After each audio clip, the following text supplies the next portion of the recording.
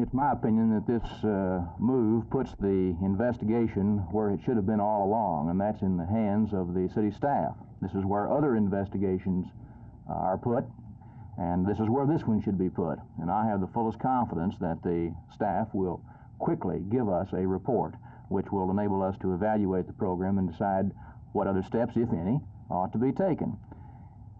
There's nothing sinister about this. This is not any attempt to muzzle anybody. I think that this is an out-and-out attempt to muzzle me and to whitewash the program.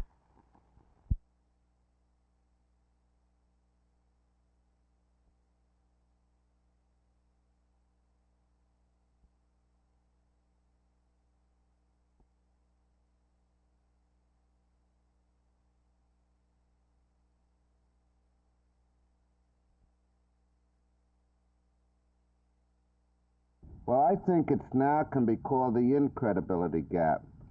We've gone past the credibility gap, and now the things they're saying are just so incredible that, you know, they're turning this thing that's happening in Vietnam into a victory. And this is an incredibility gap as far as I'm concerned.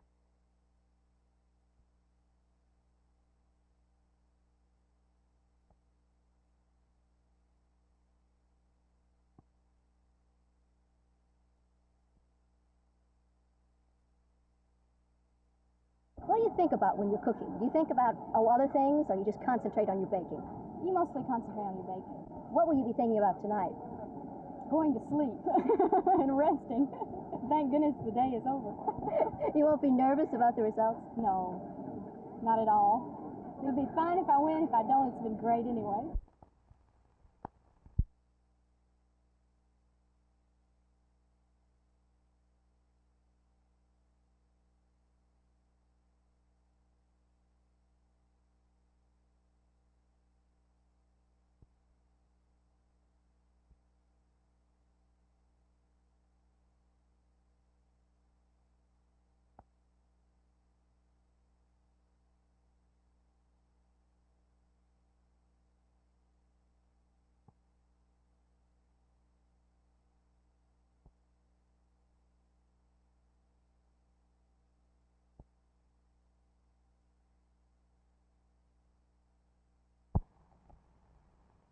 Well,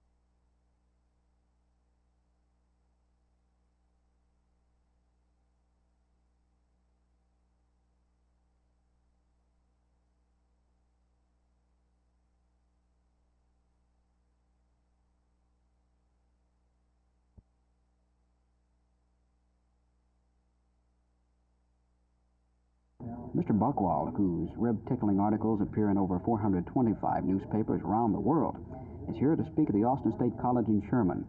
At a press conference, my first question sort of turned him on.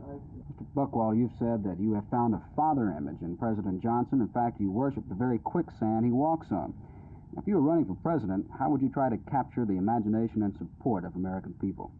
Well, I kind of would like to do what Howard Hughes does and just disappear. I think one of the troubles with our presidents these days, all of them, is that they're suffering from overexposure.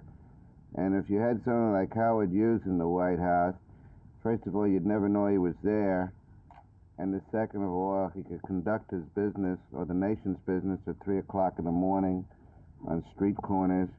And it would be kind of nice not to have to keep seeing the president all the time. I think one of the things that we've got against all our presidents now is that we see them too much. And, you know, it's like seeing your relatives too much.